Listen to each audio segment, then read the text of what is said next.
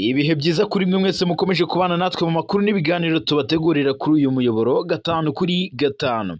Ni amakuru akomeye cyane ari guturuka mu burasirazuba bwa Repubulika ya Demokarasi ya Kongo, mu karere ka Afurika y'ibiyaga bigari ndetse no hakurya y'inyanja ngari. Ndaza kukubwira inkuru ikomeye cyane y'uko abasirikare bose ba SADC bari bari mu butumwa buzwi nka SAMIDRC mu burasirazuba bwa Repubulika ya Demokarasi ya Kongo, bose bamaze gutaha banyujijwe ku butaka bw'u Rwanda. Ni amaritiko menshi y'abacyuye bavana mu mujyi wa Goma abageze icato muri Tanzania.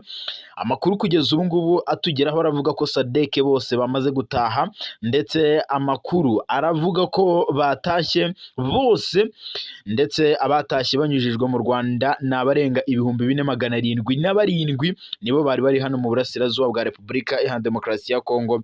Ibyiciro byose byamaze kuba bitaha. Ndakubwira rero n'ikigiye gukurikiraho nyuma y'uko SADC itashye yose magingo ya ngaya. Ese harakurikiraho iki? Ese Afurika y'Epfo nk'uko byavugwaga ko igiye kohereza izindi ngabo zo gufasha FARDC guhangana n'umutwe wa M23, ibi biracyari mu mugambi? Ese bimeze gute? Ndaje mbavire imuzini muzingo. Ndaza kandi kubabwira ko Perezida Felix Antoine Tshisekedi Tshilombo wa Repubulika ya Demokarasi ya Kongo yizeye ko aya masezerano igihugu cye cya Kongo cyasinyanye n'u Rwanda ashobora kugarura amahoro n'umutekano mu karere ka Afurika y'ibiyaga bigari. Yari mu Tshisekedi rero yabitangaje ubwo igihugu cyabo kizihizaga ubwigenge, ndetse n'ijambo yagejeje no ku banyekongo ubwo nyine igihugu cye cya Repubulika ya Demokarasi ya Kongo kizihizaga umunsi w'ubwigenge ku nshuro ya 65. Tshisekedi nibwo yatangaje ibi bikomeye cyane nyuma y'irisinywa ry'amasezerano, ndetse amakuru aranavuga ko kugeza ubu ngubu Tshisekedi nta kibazo na kimwe afite ngo azubahiriza aya masezerano. Ariko se ntabwo ari ukubivuga gusa cyangwa kuba yabitangariza inteko nshingamategeko, ese azabikurikiza? Ibi byose ndaje mbikubwire. Ndanakubwira ko kabisa mu gihugu cya Uganda, nyuma y'imyaka igera kuri 2, Perezida Yoweri Kaguta Museveni wa Uganda atangaje ko ingabo ze za Uganda UPDF ziciye muri Repubulika ya Demokarasi ya Kongo umukuru w'umutwe w'iterabwoba wa ADF NALU urwanya ubutegetsi bwa Uganda. Byamaze kumenyekana ko uyu muyobozi w'uyu mutwe w'iterabwoba akiri muzima, agihumeko w'abazima. Byari muri Nzeri 2023 nibwo Museveni yatangaje ko ingabo za Uganda UPDF zishe uwitwa Medie Kalubo mu gitero cy'indege cyagabwe mu birindiro by'umutwe wa ADF muri Repubulika ya Demokarasi ya Kongo. Ariko magingo yanga amakuru yatangajwe kuri televiziyo y'igihugu cya Uganda nyuma yo kubibwirwa na Major General James Birungi wari ukuriye ubutasi bwa gisirikare cya Uganda, niwe watangaje aya makuru. Icyakora nyuma y'imyaka 2 Museveni abitse uyu Kalubo, byamenyekanye ko uyu muyobozi wa ADF akiri muzima, atigeze yicwa. Ese ari hehe? Ibi byose ndaje mbikubwire, ndetse n'amakuru avuga ko iyi ADF yabishaka gutera igihugu cya Uganda mu buryo bumwe cyangwa ubundi. Ndaza kandi no kukubwira ku kibuga cy'imirwano uko byifashe, ama update ari guturuka yo muri teritwari ya Walikale. Ba commanders ba M23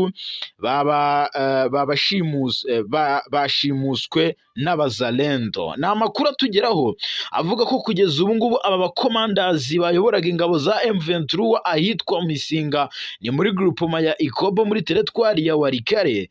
Aba bamaze kuba bashimutwa n'abazalendo ni mu ijoro ryo ku cyumweru rishyira ku wa mbere tariki 30 Kamena 2025, ubwo bari bageze mu gace gahuza imidugudu ya Kirumburumbu ndetse n'ahitwa Muri. Bari bari mu rugendo rero berekeza mu bice bitandukanye. Abazalendo barabafashe barabashimuta. Ese babajyanye he? Ibi byose ndakubwira uko bihagaze, ndetse n'andi makuru menshi cyane ari guturuka muri teritwari ya Walikale. Ndaza kandi no kukubwira andi makuru akomeye cyane kugeza magingo ya ngaya. Repubulika Iharanira Demokarasi ya Kongo nubwo yavuze ko izubahiriza ibikubiye muri aya masezerano, ariko harimo clause yuko uruhande rutazemera aya masezerano ruzabimenyesha umuhuza ari we Leta Zunze Ubumwe za Amerika bitarenze amezi agera kuri 6 mbere ko aya masezerano yubahirizwa.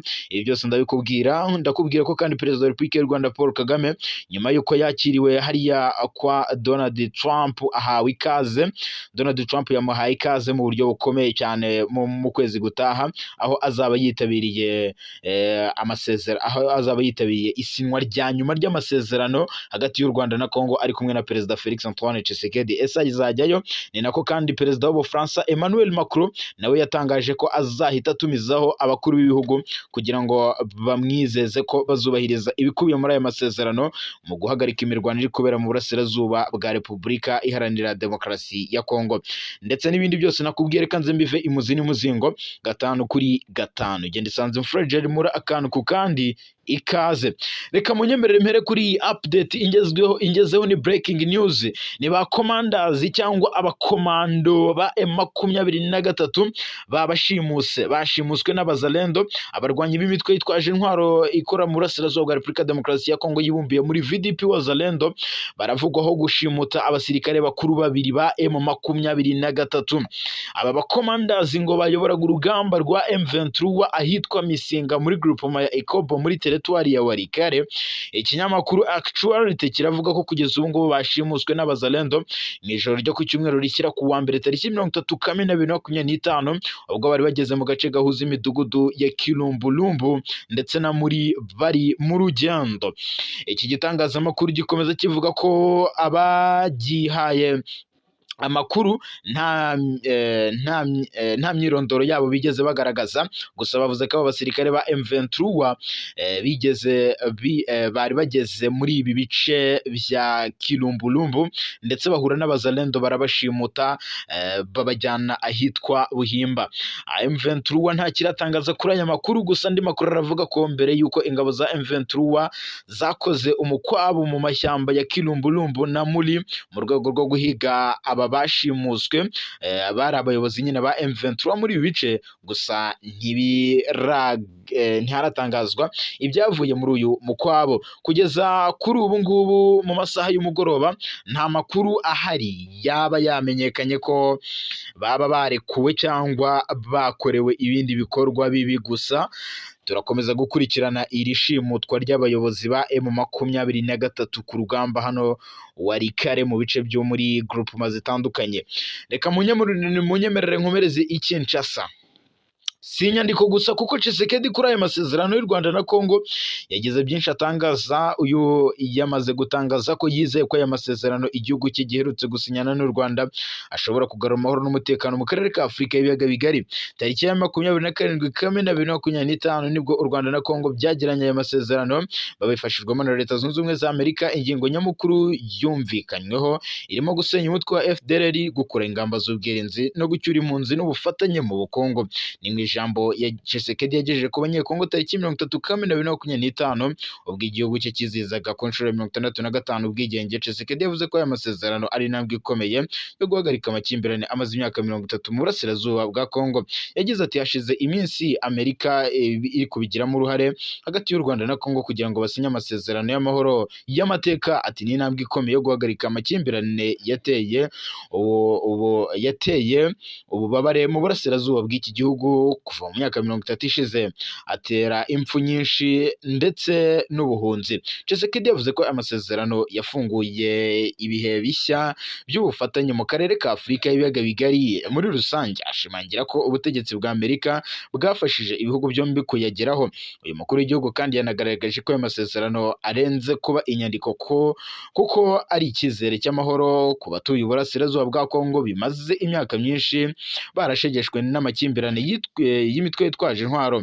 Ntabwo aya masezerano ari inyandiko gusa, hari n'icyizere cy'amahoro ku batuye Goma, Bukavu, Rucuro, Masisi, Nyiragongo, Rubero, Ituri ndetse no mu bindi bice byibasiwe n'intambara.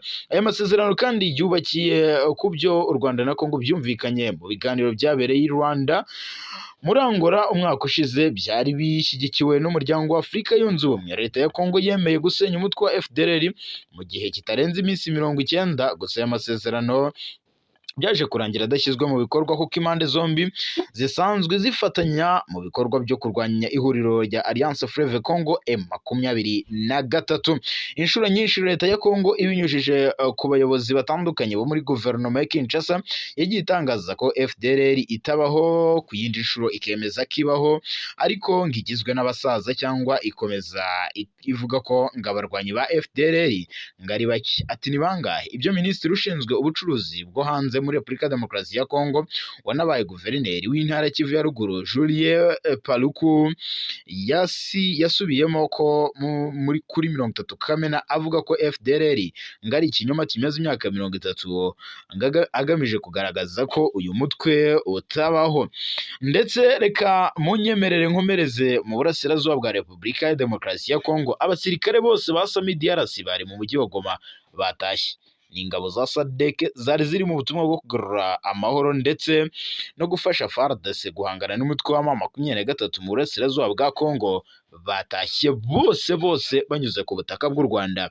Abatashye ni 4707 kuri tariki ya 28 Kamena 2025 nibwo icyiciro cya nyuma cy'ingabo za SADC zari gizwe n'abasirikare 576 b'umuryango w'iterambere rya Afurika y'Amajyepfo SADC batashye banyujijwe ku butaka bw'u Rwanda. Ni mu gihe icyiciro cya mbere cyazo cyavuye mu burasirazuba bwa Kongo ku ya 29 Mata 2025 cyari kigizwe n'imodoka 13 zirimo ibikoresho by'igisirikare n'abasirikare 57 babiherekeje bageze icato muri Tanzania.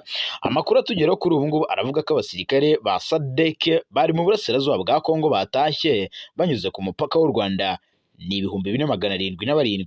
Aba bose ntibajyaga ndetse aba bose babaga nyine bariho nk'impunzi cyangwa bariho nk'imfungwa z'intambara kuko batsinzwe bari hamwe n'umufatanyabikorwa wabo FARDC.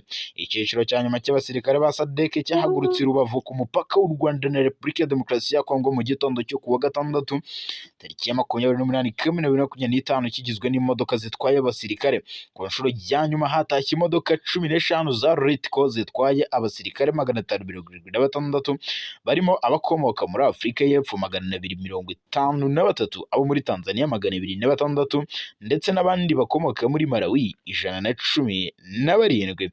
Ni abasirikare bose babaga nyine mu butumwa buzwi nka Sami DRC mu burasirazuba bwa Repubulika ya Demokarasi ya Kongo. Reka munyemerere nkomereze mu gihugu cya Uganda. Perezida Yoweri Kaguta Museveni yabitse umukuru w'iterabwoba ADF kandi ari muzima. Yamubitse mu myaka 2 ishize ubwo Yoweri Kaguta Museveni yatangazaga ko ingabo ze za Uganda UPDF zivuganye umwe mu bayobozi cyangwa umuyobozi mukuru w'uyu mutwe w'iterabwoba ADF urwanya ubutegetsi bwa Uganda, ariko byaje kumenyekana ko akiri muzima. Ni muri Nzeri 2023 nibwo Museveni yatangaje aya makuru avuga ko ingabo za Uganda ziciye uwitwa Medie Nkalubo mu gitero cy'indege cyagabwe mu birindiro by'umutwe wa ADF muri Repubulika ya Demokarasi ya Kongo.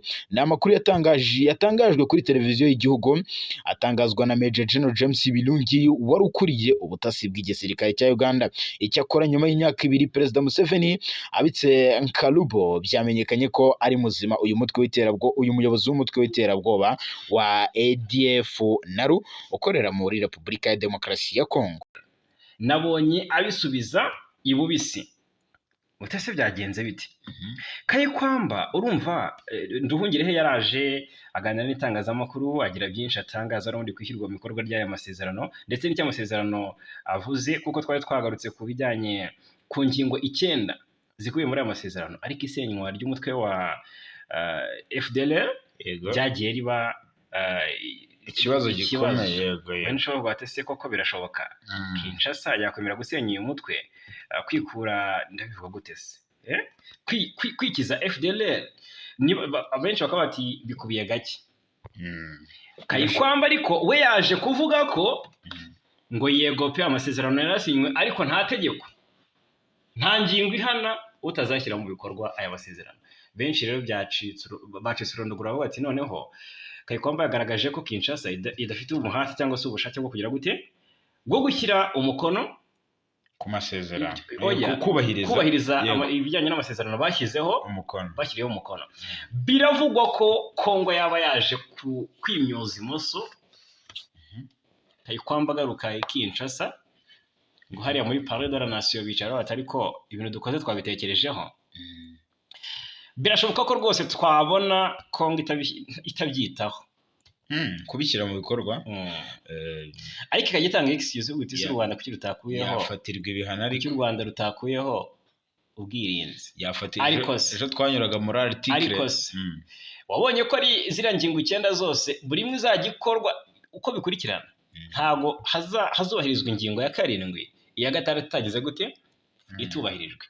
Ni ukuvuga ngo harasabwa cyangwa se hakenewe ko kuva ku ya mbere kujya ku ya 9 uko zikurikirana zose niko bizagenda, kandi yo gusinya FDLR imbere yo gukora ubwirinzi ku ruhande rw'u Rwanda. Ibintu ndakubwira ko bikikomeye, ni intambwe nziza yatewe, ariko biracyakomeye cyane. Reka abantu bacu tubabwire, ni ubutumwa ngo bwashyizwe hanze busaba kwirengagiza propaganda y'itangazamakuru rishyigikiwe n'ubutegetsi bwa Kinshasa. Dore rero bwanatanze imfura ukuri 10 ku bijyanye n'impinduramatwara ngo ya M23. Nabonye ku rubuga rwa X Twitter ariho byatangarijwe, urumva, na Alliance Fleuve Congo. Abarwanyi ba M23 ubwo cyambere rero bavuga ubwo ni ukuri 10 ku bijyanye n'impinduramatwara ya M23. Ngo abarwanyi ba M23 ngo nabara b'impunzi babaza imyaka irenga 30 mu buhungiro. Urabyemera ntubyemera? Ndabyemera cyane.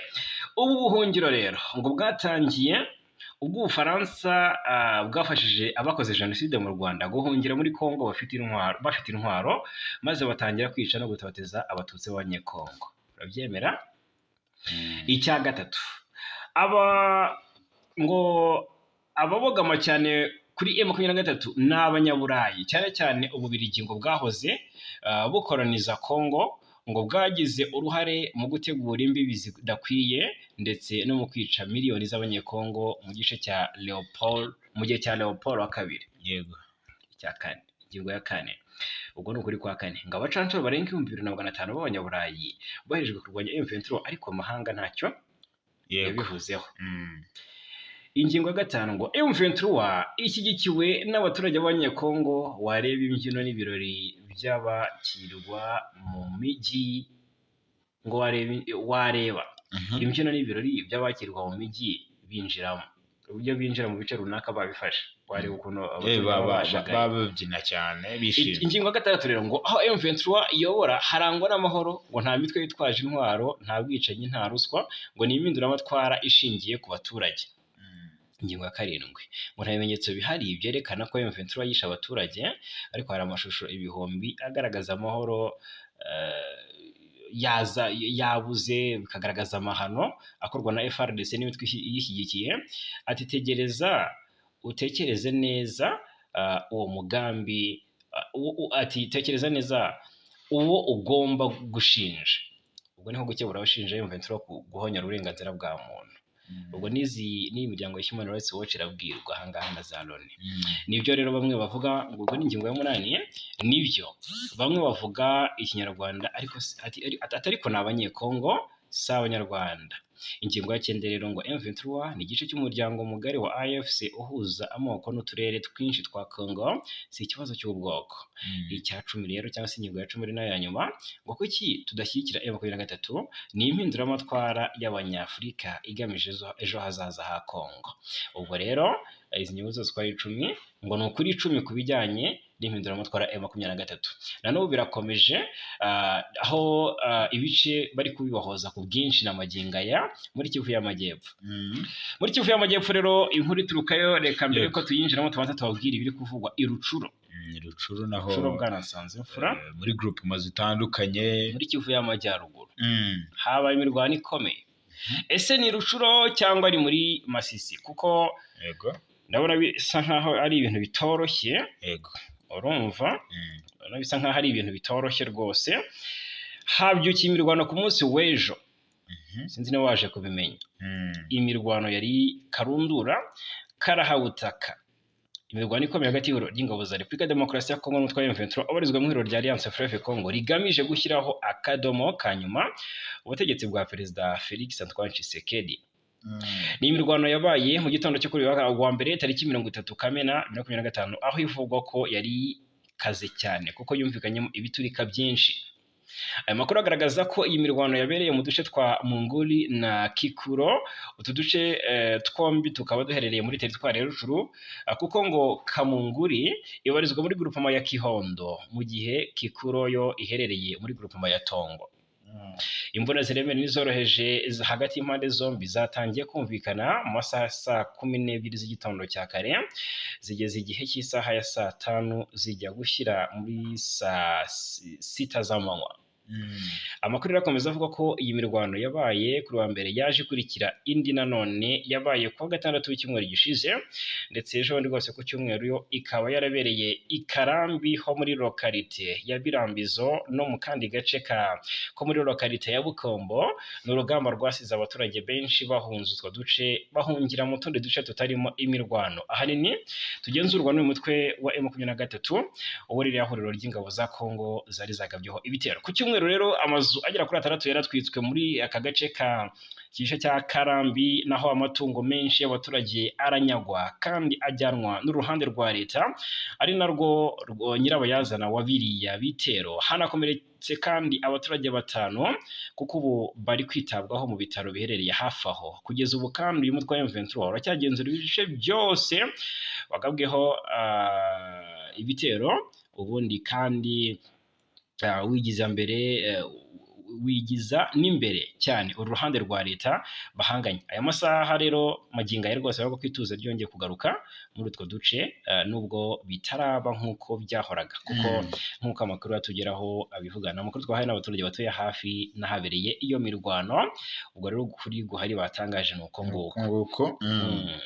Tubwire rero muri Kivu y'Amajyepfo ngo drone yagabye igitero mu Minembwe, ariko kandi ni igitero cyari kimeze gite? Ni ukuvuga ngo magingo ngaya indege bisa nkaho abantu benshi babuze aho yaturutse, byabayobeye, ariko iyi drone byamaze gutangazwa ko ikimara kurasa ngo yaturutse mu gihugu cy'u Burundi yambuka Uvira, mbere yuko itera ibisasu hano mu Minembwe bigakomerekamo abasivili ndetse bikangiza n'indege ya gisivili yari itwaye imfashanyo zabo.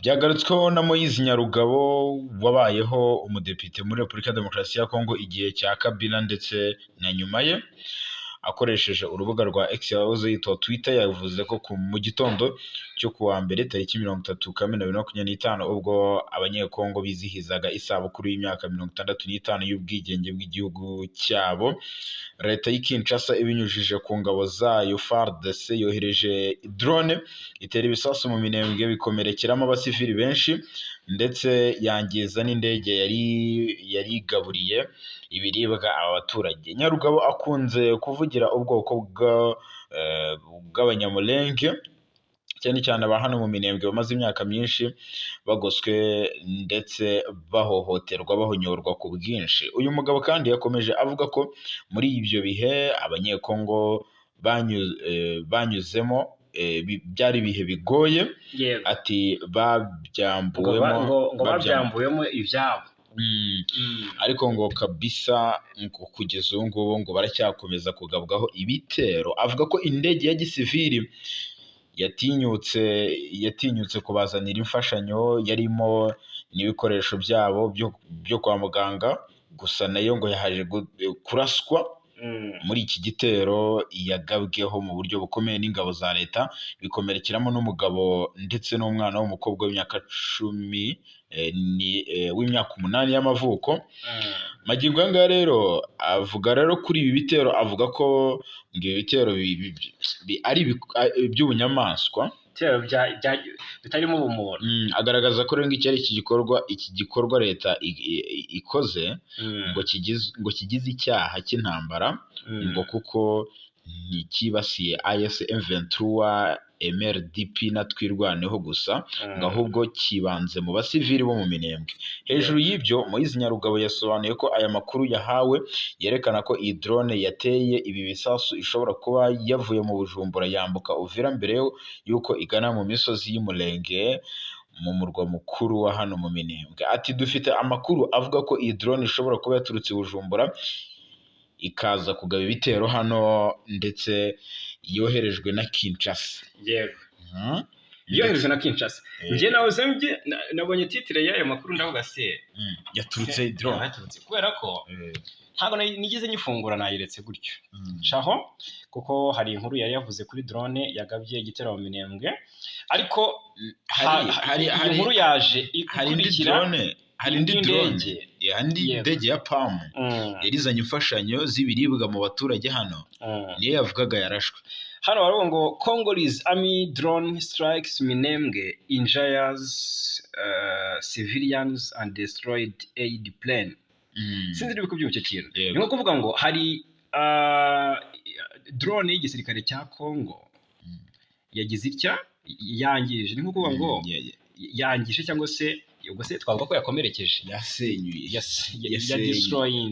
yashenye indege y'abasivile nyine ariko ahangaha icyagaragajwe hagaragajwe rero iyi ndege ya Joaga urumva byari byiswe impanuka bivuga ko yaba ari impanuka yenda yagize n'ingaruka ariko twaje gusanga ari ibintu bisanzwe rwose ahazwi n'ubundi ni mu Minembwe ahazwi nk'umurwa mukuru w'Umurenge muri Kivu y'Amajyepfo ni indege yahakoreye impanuka yashakaga kwitura ku kibuga cyaho urabizi ko hari ikibuga cy'indege ariko nubwo cyabaye ntabire igisirikare cya Kongo cyaragihanyaguje ndabivuga gute cyakigize intabire ubwo rero yari amakuru yarakuye mu butumwa twayagarutseho yarakuye mu butumwa bwanditswe twahawe na Minembwe Capital News aho yavugaga ko rwose iyi ndege yahushije ubwo yari igiye ngo kwika hasi ku kibuga cyayo kiri ku Kiziba igwa hakurya ahitwa ngo Kuwigishigo leta ya 29 ubwo rero byavuzwe ko ngo hari indege yari ije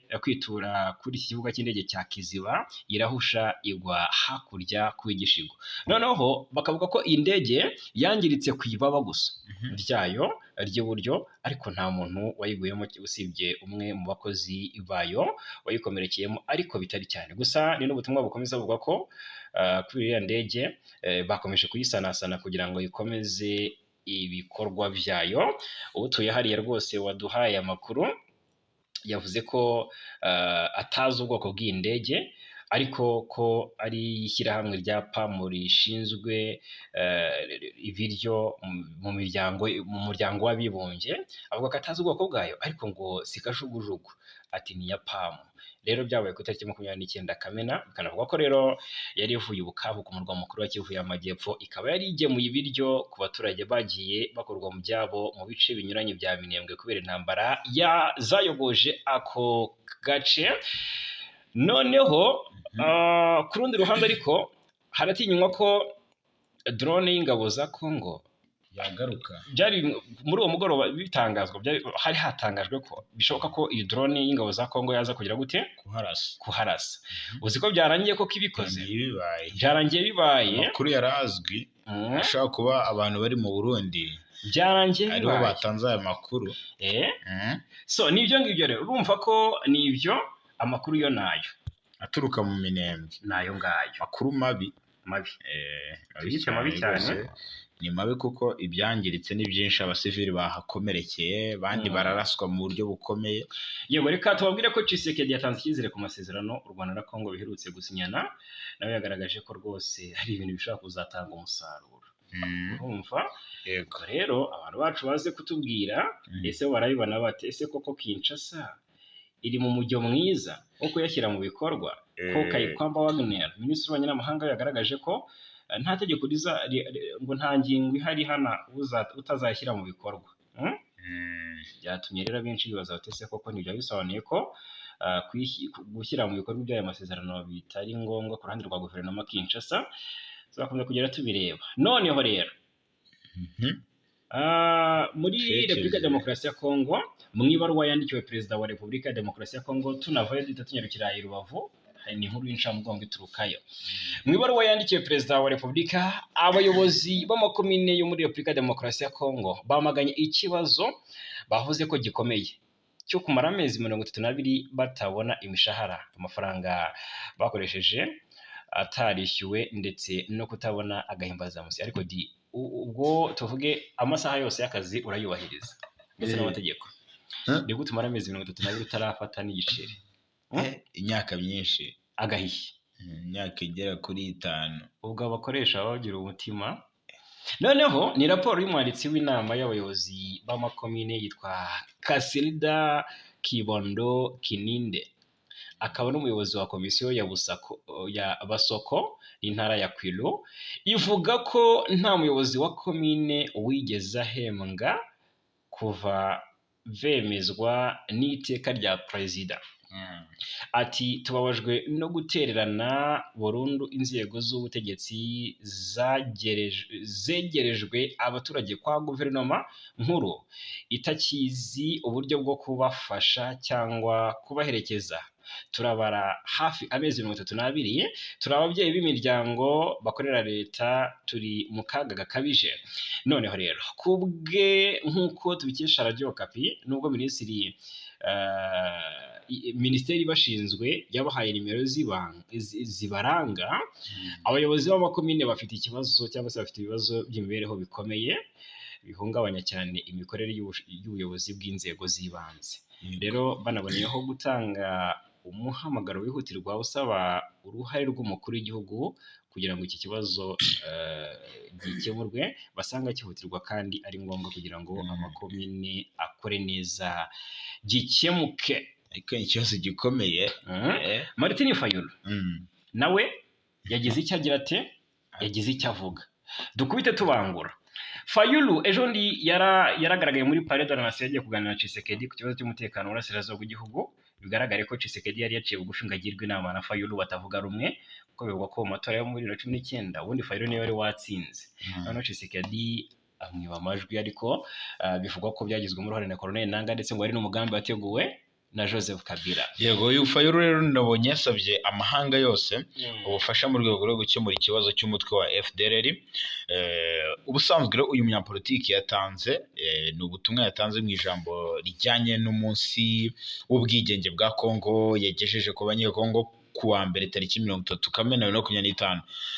Ndetse amakuru aravuga ko kuri uyu munsi nibwo Repubulika ya Demokarasi ya Kongo izizihiza imyaka 65 imaze ihawe ubwigenge n'abakoloni b'Ababiligi. Iki gihugu icyakora kiri mu bibazo bitandukanye birimo umutekano muke umaze imyaka 30 mu burasirazuba bwa Kongo. Leta y'u Rwanda yakunze kugaragariza amahanga ko uyu mutwe wa FDLR ugizwe n'abiganjemo abagize uruhare muri jenoside yakorewe Abatutsi mu Rwanda 1994, ariwo nyirabayazana w'umutekano muke muri Kongo ndetse no mu karere ka Afurika y'ibiyaga bigari. Umuryango w'abibumbye nawo ugaragaza ko FDLR ari ikibazo gikomeye cyane ku mutekano w'akarere ndetse n'akanama gashinzwe amahoro n'umutekano ku isi. Muri uyu muryango mu mwanzuro wako w'ibihumbi 1773 kasabye FDLR isanzwe ikorana n'ingabo za leta gusenywa. Mu mwaka ushize Kinshasa n'u Rwanda ubwo bari mu biganiro by'i Rwanda mu nzira zo gusinya amasezerano yo gufatanya gusenya FDLR, gusa iyi gahunda birangira ipfubye ku munota wa nyuma. Icyakora ingingo y'uko uyu mutwe ugomba gusenwa inakubiye mu masezerano y'amahoro Kigali na Kinshasa basinyiye muri Leta Zunze Ubumwe za Amerika. Fayulu rero Fayulu asa n'ukomeza asa n'ukomoza cyangwa avuga kuri aya masezerano. Yavuze ko Kongo ngo atariyo ikwiye kuryozwa FDLR. Asaba amahanga ubufasha gukemura iki kibazo cy'uyu mutwe. Agira ati rwose turasaba abafatanyabikorwa bacu mpuzamahanga kubahiriza umwanzuro w'ibihumbi 1773 w'akanama k'umutekano ka Loni mu gukemura ikibazo cya FDLR kidakwiye kuryozwa Kongo, kandi bakavuga ibintu uko biri. Fayulu rero kandi yunzemo ko igitero avuga ko Kongo yagabweho kidakwiye kwitwa ingamba z'ubwirinzi nk'uko bigaragara mu masezerano y'amahoro y'u Rwanda na Repubulika ya Demokarasi ya Kongo. Mbere y'aya makuru aha Kongo umukono wo gusenya FDLR, umukoro wo gusenya FDLR yabirangiza, u Rwanda rwo rukavanaho ziriya ngamba zashyizweho, ingamba rwashyizeho mu rwego rwo kwirinda ko umutekano warwo wahungabana. Yego, twishyize hano mu Rwanda inkuru y'akababaro rwose, umurambo w'umukobwa w'imyaka 20 wasanzwe mu murima w'icyayi. Ariko urumva ko abenshi baje bati se ibintu biracyabaho. Tubwire mbabwire ibyo Loni yavuze ko itagikomeje iperereza ku byaha byakorewe mu burasirazuba bwa Kongo kubera mikoro. Reka nkuru itangaje Loni ibura mikoro. Ariko kandi United Nations ivuga ku Rwanda na Kongo ahubwo ariya wabanza masezerano yasinywe. ese wabanza ukayitunyuriramo sanzwe ibi bya UN cyangwa ibi bya Loni yahagaritse. Antonio Guterres yashimye ariya masezerano. Yego, yashimye ku ikubitiro ko rwose ari ibintu byiza byari bikwiye, kuko ari intambwe iganisha ku ituze n'umutekano mu karere k'ibiyaga bigari. Mu by'ukuri rero yashimye mu by'ukuri icyo aya masezerano avuga n'ibyo yibandaho, avuga ko ari ibintu byiza byo kwishimirwa, ariko icy'ingenzi asaba kurandura burundu umutwe wa FDLR kabisa, gushinjwa kugira uruhare mu bikorwa by'iterabwoba no kuba warashinzwe n'abagize uruhare muri jenoside yakorewe abatutsi mu Rwanda muri Mata 1994. Ibiteganywa n'aya masezerano byose rero yagaragaje ko ari byiza. Abinyujije kuri X yazari Twitter, Guterres yashimye Leta Zunze Ubumwe za Amerika ku bufasha bwayo muri uru rugendo, anizeza ko Loni izakomeza gufatanya n'impande zombi mu ishyirwa mu bikorwa by'aya masezerano. Ubwo rero ni ibyo ngibyo kuba Loni nayo yabishimye, Ububiligi ejo bundi bwarabishimye, Maxime Prévost yashimangiye ko ari ibintu byiza, Zelensky, Perezida n'abandi Emmanuel benshi Macron yarabishimye, Perezida Zelensky n'abandi batandukanye. Nibyo ngibyo gusa no inkuru y'agahomamunwa, icyitwa ubushobozi cyabaye ingorabahizi muri Loni. Ibaze ko ntabwo bishoboka iperereza ku byaha byakorewe mu burasirazuba bwa Kongo kubera mikoro ryahagaze. Komisiyo yashyizweho n'umuryango w'abibumbye ngo ikore iperereza ku ihonyorwa ry'uburenganzira bwa muntu n'ibyaha by'intambara muri Kongo, ngo ntishobora gukomeza akazi kubera ikibazo cy'amafaranga yo gukoresha mu biro bishinzwe uburenganzira bwa muntu by'umuryango w'abibumbye OHCHR, nk'uko bigaragara mu ibaruwa iherutse kubonwa na Reuters.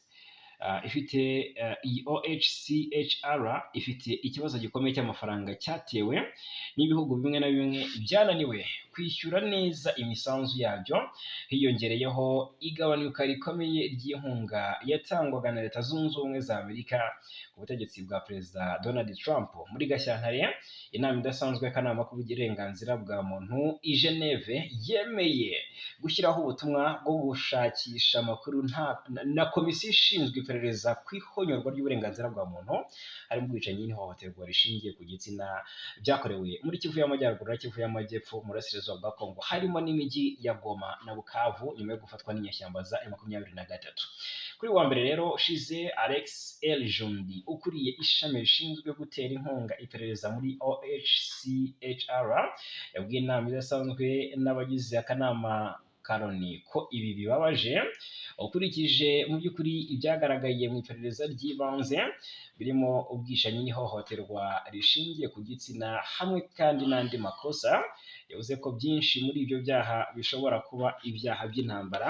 Komisiyo ishinzwe iperereza COI ishobora rwose, cyangwa se COI ishobora gutanga ibimenyetso bishobora gukoreshwa mu iperereza ry'ibanze n'inkiko nk'urukiko mpuzamahanga mpanabyaha. Eljundi kandi yanavuze ko amafaranga ibiro byari byarazigamye yashize nyuma yo gutanga $1.5 z'amadolari y'Amerika kugira ngo hatangire ubutumwa bwo gushakisha ukuri, ariko nta bushobozi bwo gutangiza imirimo ya komisiyo y'iperereza. Iyi komisiyo rero ngo ikeneye agera kuri $3 ndetse n'900 z'amadolari y'Amerika, ni hafi $1 z'amadolari. Urumva ko amafaranga menshi cyane kuri bitoroshye. Hanyuma rero tubwire mu Rwanda burengerazuba mu karere ka Rubavu, umurambo w'umukobwa w'imyaka 20 wasanzwe mu murima w'icyayi yapfuye. Uyu mukobwa w'imyaka 20 witwa Gisubizo wo mu karere ka Rubavu wasanzwe mu murima w'icyayi, hakekwa ko yaba yiyahuye. Uyu murambo we wagaragaye mu gitondo cyo ku itariki 30 Kamena 2025 mu murenge wa Nyundo, akagari ka Bahimba, mu mudugudu wa Kagera mu karere ka Rubavu. Umunyamabanga nshingwabikorwa w'uyu murenge wa Nyundo, Nyiransengiyumva Monique, yabwiye ikinyamakuru igihe.com ko iperereza rikomeje kandi bakomeje kureba icyateye uru rupfu. Ati nibyo koko Gisubizo yasanzwe yapfuye ari mu murima w'icyayi, iperereza riracyakomeje kugira ngo hamenyekane icyaba cyamwishe. Yakomeje avuga ko rero umurambo wa nyakwigendera wahise ujyanwa mu buruhukiro bw'ibitaro bya Gisenyi gukorwaho isuzuma mbere yo gushyingurwa.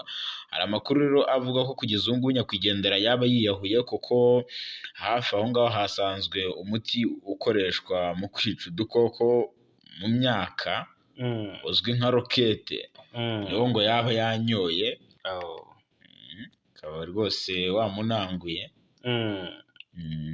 Urako bitoroshye. Muri Uganda rero tubwire. Muri Uganda kugeza ubu ngubu ibintu birakomeye cyane cyane mu kigo cy'ubutasi.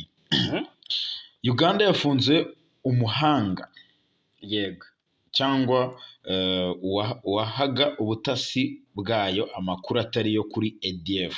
yego Igisirikare cya Uganda UPDF cyataye muri yombi witwa Sheikh Hamza Laivala. Uyu nguyu ukekwaho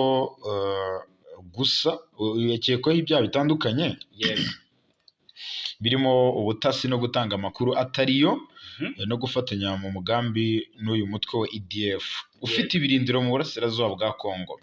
Umwe mu bashinzwe umutekano yasobanuye ko uyu Sheikh Laivala yari amaze kubaka icyizere hagati ye n'abashinzwe ubutasi, kuko yahaga amakuru ADF atapfa kugerwaho n'uwo ari we wese. Gusa ngo byagaragaje ko icyizere cyiwe gikemangwa ndetse no kuyobya abashinzwe ubutasi.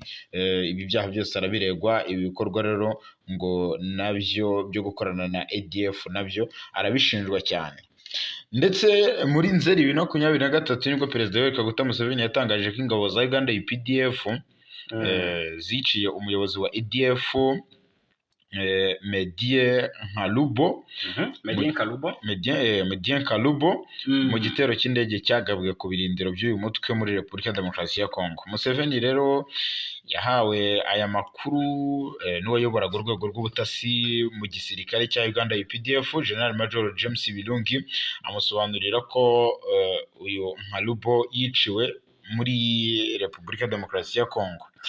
Nyuma rero byamenyekanye ko uyu Kalubo atakiriho, ariko akomeje kuyobora ibikorwa by'iterabwoba bya ADF mu burasirazuba bwa Kongo. Ni inkuru yatumye inzego z'umutekano za Uganda zihaguruka.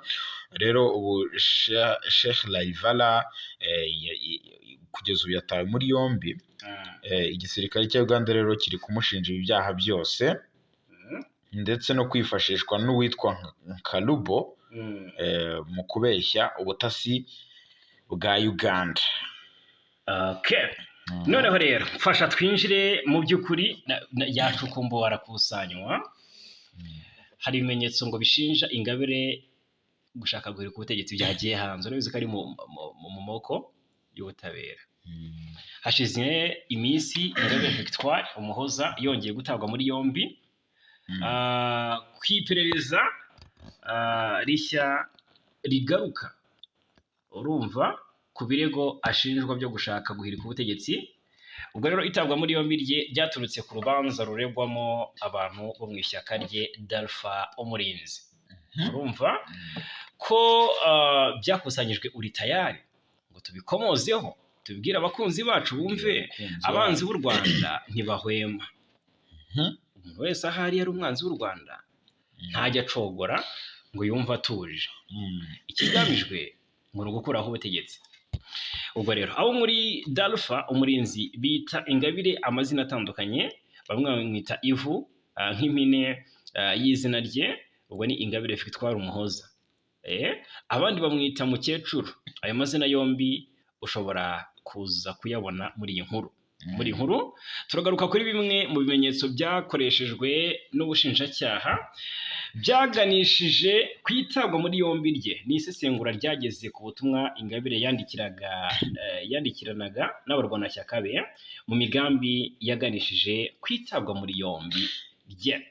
Inkomoko y'ibyaha rero, Dalpha Umurinzi ni ishyaka rya Ingabire rijya kuvuka ryaje risa n'irisimbura FDU inkingi.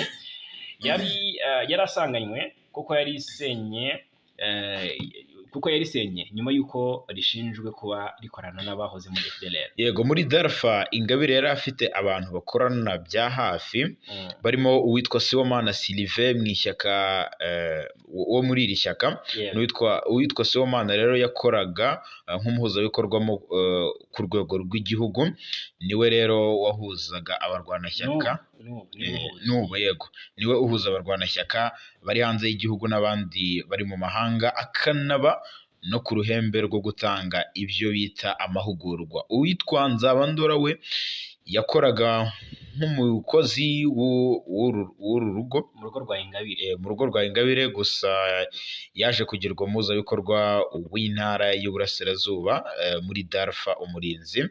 Uyu akaba ari nawe wamenyesheje ubuyobozi bwabereyemo amahugurwa, ibyabereye mu mahugurwa byanatumye RIB ibafata akabafunga, ariko Nzabandora we ntabwo yafunze. So rero tubwire ngo niba hari ibintu byinshi byagiye bivugwa, niba warakurikiye ibijyanye n'inkuru z'urubanza rwa Ingabire byagenze biti?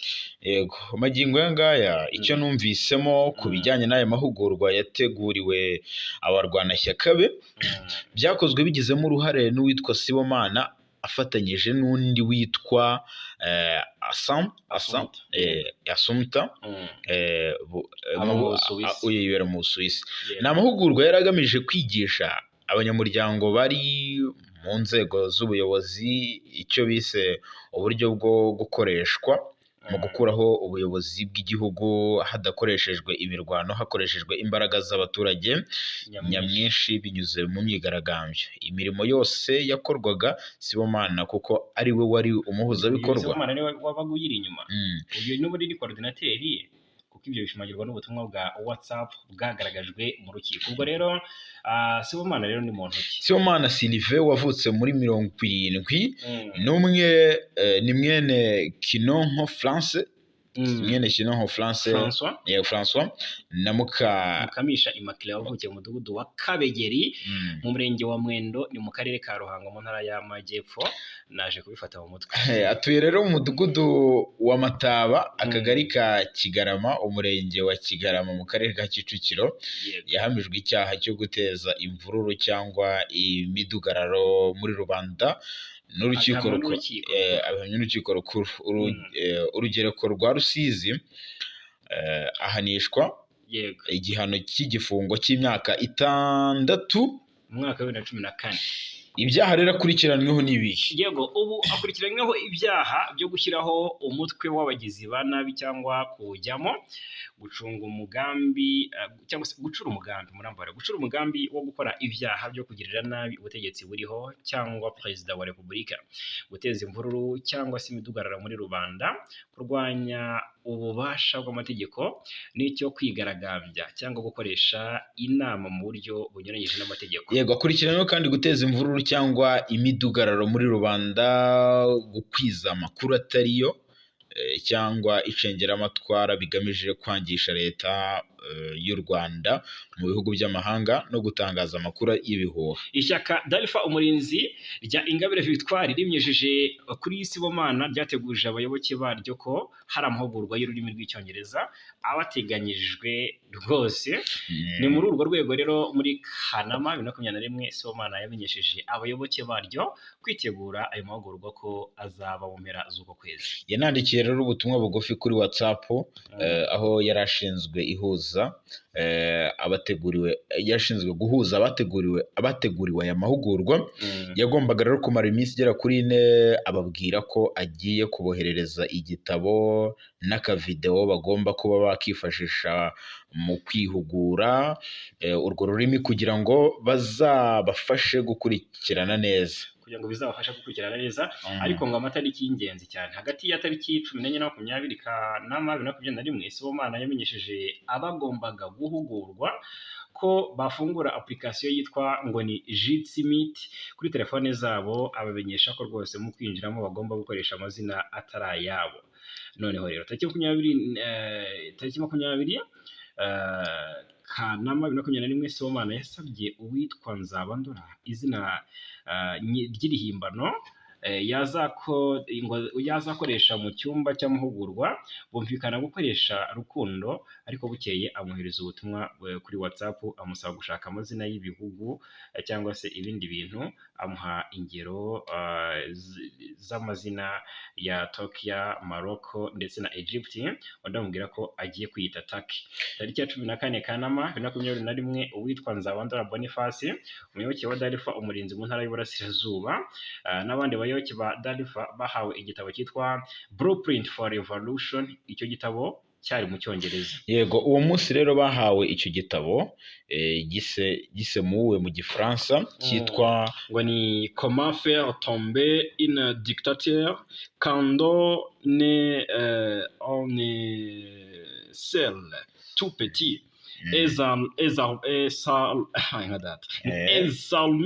Salme. Yego, niko kuvuga ngo ni gute wakuraho umunyagitugu mu gihe uri rukumbi cyangwa se uri wenyine, nta mbaraga, nta n'intwaro ufite. Ibyo bitabo rero byanditswe n'umunyaserbiya witwa Sardar Popovic, wagize uruhare mu gukuraho ubutegetsi bwa Slobodan Milosevic.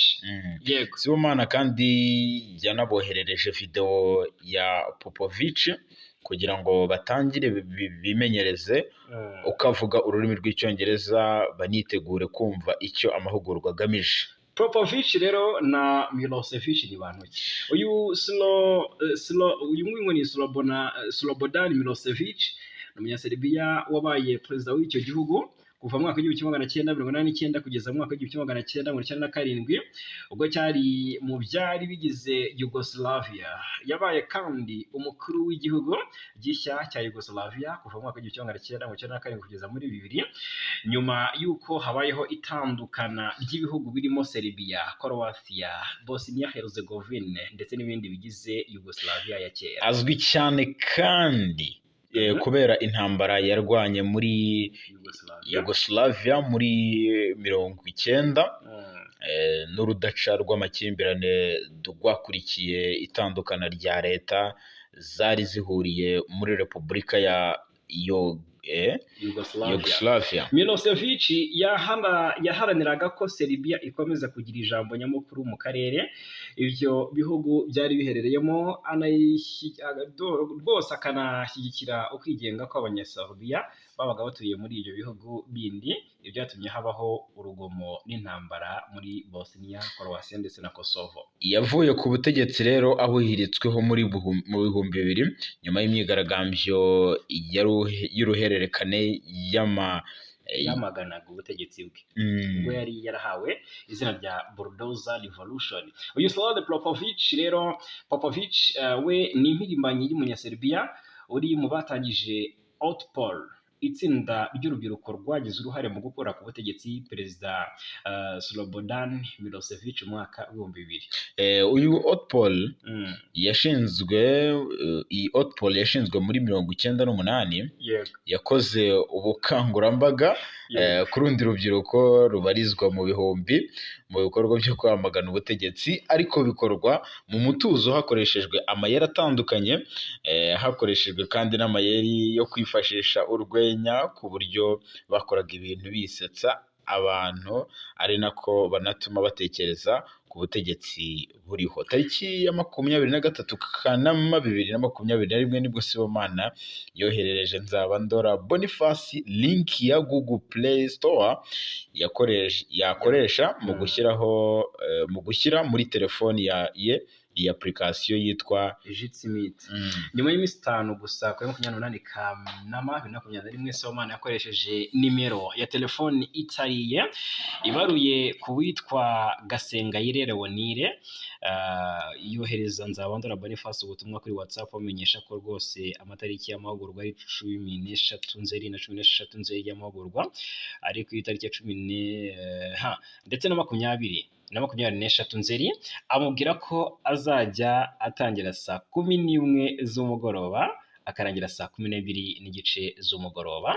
Tariki ya 2 Nzeri 2021 Sibomana yibukije abagombaga guhugurwa barimo Nzabandora akoresheje nanone WhatsApp ko hari link kuri YouTube yabohereje ngo ko hari link kuri YouTube ngo yabohereje ngo bayifungure bityo bitoza imvugo y'uzatanga amahugurwa. Tariki 8/2021 nibwo Sibomana kandi yoherereje abagombaga guhugurwa ubutumwa bwongera kubibutsa inama ko kuri tariki ya 9/2021 ko yegereje. Tariki ya 9/2021 Sibomana nibwo yahise yohereza Nzabandora na bagenzi be link yo kwitabira inama yigerageza anabahereza amafaranga 1000 burya ngo kuri Momo yo kugura megabyte za internet. Kuri iyo tariki rero nibwo iya 9/2021 guteguza operation yo gukuraho ubutegetsi amanite y'igihumbi. Nibyo inama yarabaye. Abo rero Nzabandora kugeza ubu ngubu barimo Nzabandora nyine yamenye ko bayitabiriye. Abayitabiriye harimo ni Pepino wari uyoboye inama, hari na Grace ari we Sibomana yitwaga Grace. Urumva bari barahinduriye amazina. Uyu Franklin ari we ngo ni Rucubanganya Alex uhagarariye Dalfa umurinzi mu karere ka Ngoma, harimo na Brown Clever ni Vidi n'uwitwa Sasha. Amahugurwa rero yatangiriye ku ngingo yiswe Vision for Tomorrow yibanda ku kumvisha abayitabiriye kurwanya ubutegetsi bw'igitugu ko kuburwanya rwose ukoresheje ingufu bidashoboka cyane nko mu gihugu cyabo cy'u Rwanda aho imyigaragambyo itemewe, ahubwo ko hagomba gukoreshwa izindi nzira kuko bituma leta ntawe yica. Isomo rya kabiri ryatanzwe ku munsi wo ku wa gatatu w'amahugurwa tariki ya 20/2021 ayobowe nanone n'uwitwa Sandra Anna, bigaga ku ngamba nziza kandi zakoreshwa mu mugambi wo gukuraho ubutegetsi. Yego hagiye hakorwa byinshi tutarondoye ahangaha kuko Ingabire yategetse Sibomana guha ubutumwa abanyamuryango ntawe arabikora, ariko ndagira ngo byumve ko ibi bintu by'aba bantu byari biteguye, ni umugambi munini. Noneho hagiye harimo amazina nge ntasanzwe nzi kabisa, nk'uyu Nzabandora, nk'uyu nde bose ntabwo nge n'ubwa mbere mbumvise deja, gusa nyine nshima ubutabera bw'u Rwanda bugera hose.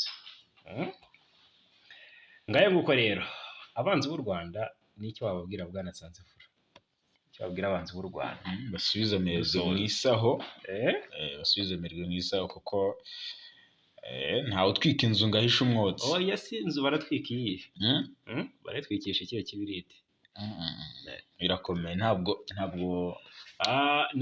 ahubwo nagira ngo mbabwire ko nibibyaremo umutima w'urukundo, nibibyaremo umutima ukunda igihugu cy'u Rwanda. Ntabwo bishoboka ko nibitaba ibyo ntabwo bizashoboka. Ntabwo bishoboka rero, umwanzi ahora ari umwanzi.